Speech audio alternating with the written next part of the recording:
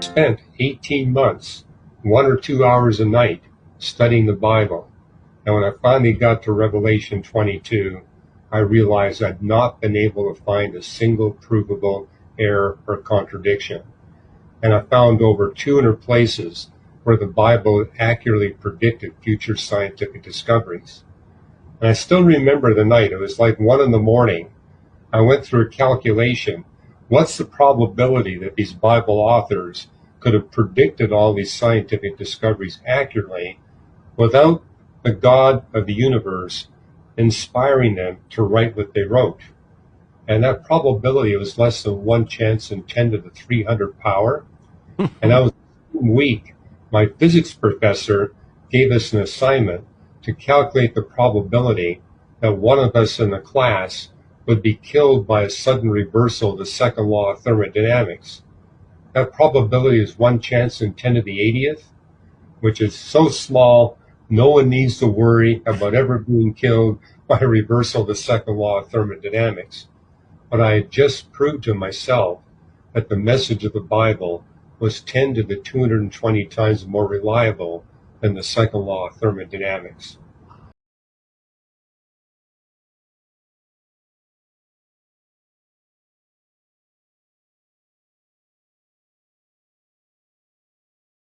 This is a graph that shows the handiwork of God. Now, what you're seeing here is every cross-reference in the Bible that is overt, an overt cross-reference in the Bible. Guess how many connections in the Bible? 63,779 connections in the Bible. If this was the work composed by one man, we would say, this man is a master. What a masterpiece. He's a master composer. The problem is, this is written by 40 different men over 1,500 years on 3 continents, Europe, Asia, and Africa, in 3 different languages, Greek, Hebrew, and Aramaic, and the entire book tells one united story. It's all connected together. Friends, the only answer for this, young people, listen to me. The only answer for this is God. Period. You find me another book in all of human civilization that even scratches the surface of this.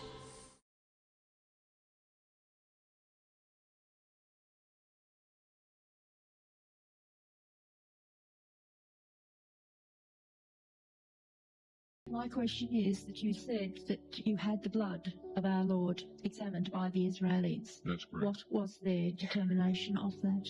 Okay, real quickly, okay.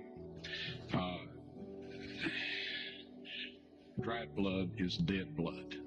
Everybody knows that, all right? They can test the blood of the pharaohs, the mummies and the pharaohs, all right? There's certain things they can do. They cannot get a chromosome count by any method I'm familiar with, all right? Things keep changing. I don't profess to know everything. However, there's no way I know that you can get a chromosome count out of dead blood. You can get DNA and some other things, but not a chromosome count, all right? That's done by living white blood cells.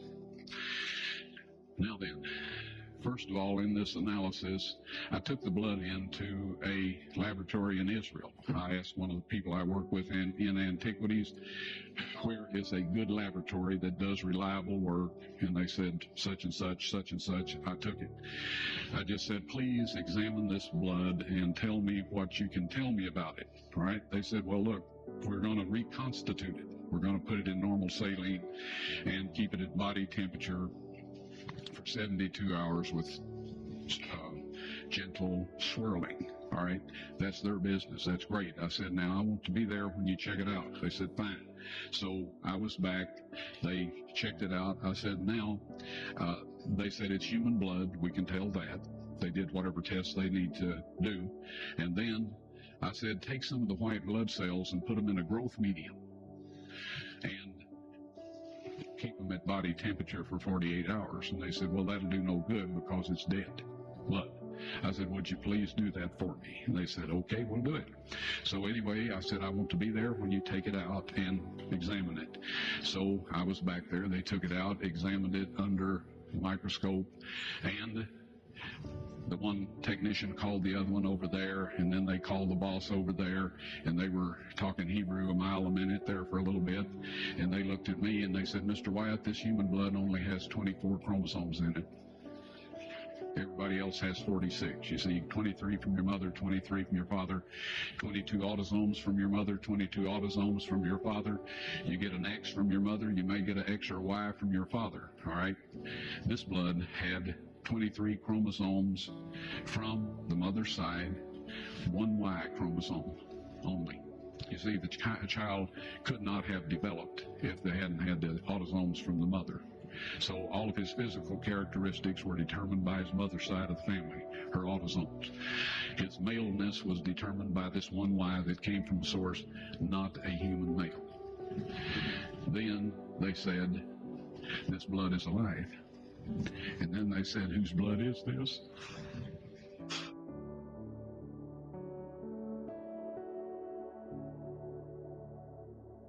I said, it's the blood of your Messiah.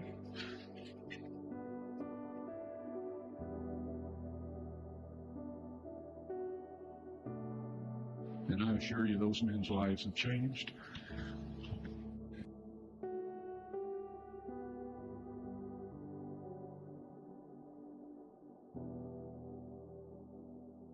I believe in God. I believe in the supernatural God who created the heavens and the earth. I believe in a God who holds the heavens and the earth in existence. I believe that on the basis of rational evidence, similar to the beliefs held by the founders of this house, who gave this university the motto, Dominus Illuminatio Mea. They saw no contradiction between faith in God and the utmost excellence in rational inquiry.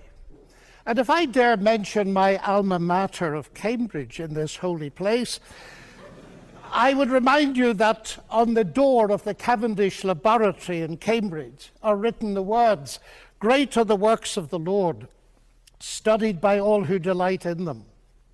And as we look at the rise of science in the 16th and 17th centuries, Alfred North Whitehead and many others commented that men became scientific because they expected law in nature, and they expected law in nature because they believed in a lawgiver. So, ladies and gentlemen, I'm not ashamed of being both a scientist and a Christian, because arguably Christianity gave me my subject. What I am amazed at is that serious thinkers today continue to ask us to choose between God and science. That's like asking people to choose between Henry Ford and engineering as an explanation of the motor car. When Newton discovered his law of gravity, he didn't say, I've got a law, I don't need God. No, he wrote the Principia Mathematica, arguably the greatest work in the whole history of science, because he saw that God is not the same kind of explanation as a scientific explanation. God doesn't compete. Agency does not compete with mechanism and law. Why is there something rather than nothing? Alan Sandage, the brilliant cosmologist who became a Christian in his 50s, said God is the answer to that question. But people are now so desperate to show that the universe created itself from nothing, which seems to me to be an immediate oxymoron. If I say X created Y, I'm assuming the existence of X to explain the existence of Y. If I say X created X, I'm assuming the existence of X to explain the existence of X, which simply shows that nonsense remains nonsense even if high-powered scientists utter it.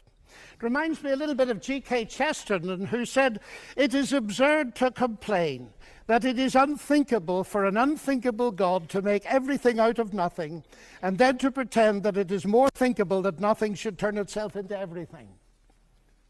The heavens declare the glory of God, says the ancient psalm. And we've unraveled a bit of that, seeing the fine-tuning of the fundamental forces of nature. It's something that's so striking to scientists that it demands explanation. And it seems to me that Arno Penzias hit it right. He is the Nobel Prize winner who discovered the microwave background on which a lot of the evidence for the Big Bang is based. He said astronomy leads us to a unique event, a universe which was created out of nothing, one with the very delicate balance needed to provide exactly the right conditions required to permit life, and one which has an underlying, one might say, supernatural plan.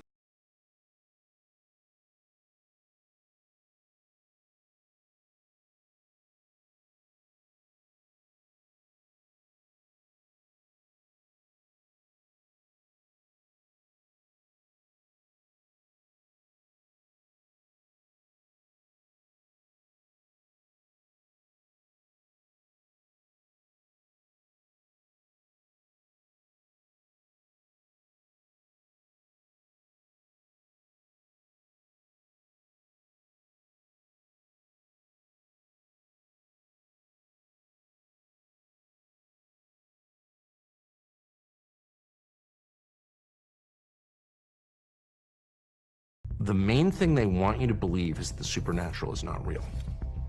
Why has that been so important for 80 years for you to convince me the supernatural is not real? The obvious answer is, well, because they sort of know they're working for supernatural forces, actually. And I think that's probably true. I talked to people who I thought had firsthand knowledge. I talked to a number of them. And then I was like, whoa, I'm out. And the last couple of years I've been like, holy, they're the only people who know what's going on. So that's the conclusion I've reached. I'm usually pretty curious. I've stopped being curious about this because I don't want to know anymore. But I think I know. I think I know what's up.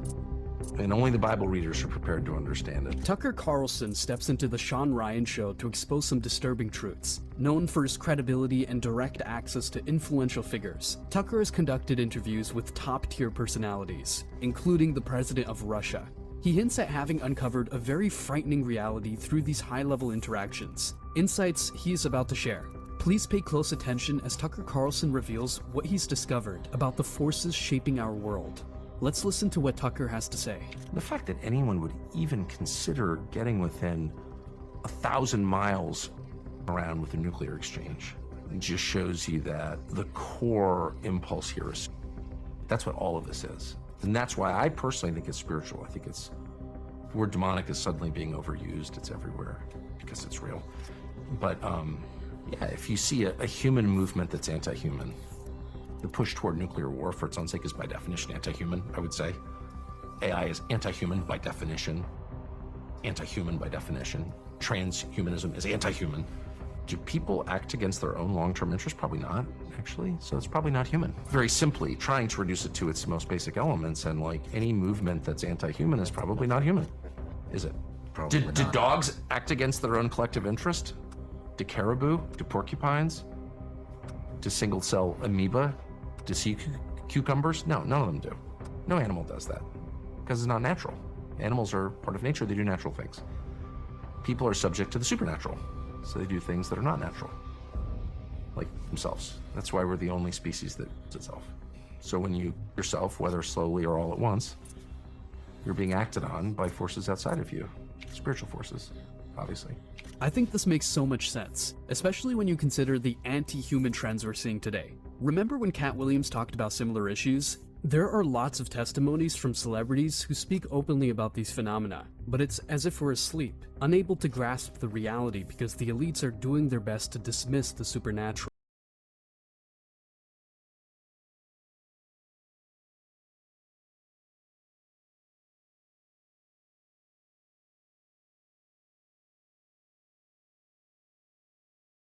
Thing that you notice about every world religion I'm familiar with, I'm interested in that topic. There are commonalities between religions, but there are commonalities that are very striking between all world religions I'm aware of and all creation myths. And one of them, and this is of course true for Christianity, very true, is that the belief that supernatural beings take physical form. They all believe that, the Greek myths, but that they take physical form, that they're not just like some ethereal, they're not just shadows floating around, specters, fog, that they're physical, like they're as real as the arm of your chair, and that they reproduce with people. Immaculate conception. Spirit reproduces with human woman. That's what the story is. And it's described in Genesis as well, in Genesis 6. But again, it's not just the religion of the ancient Hebrews or the religion of the modern Christians. It's Hinduism as well, and the animist religions, the religions of, to the extent we understand them or know about them, of the American Indians, all the same. So if every culture in the world that we know about, who's left any kind of written or physical record, is reaching the same conclusions about something, maybe there's something there. And maybe it's not so crazy to think that what everyone else has always thought since the beginning of time, which that there is this combination in cases of, human beings and the spiritual realm, whatever that is. I can speak about it with no precision at all because I don't understand the specifics of it, but I know that it has been written about since people have been writing.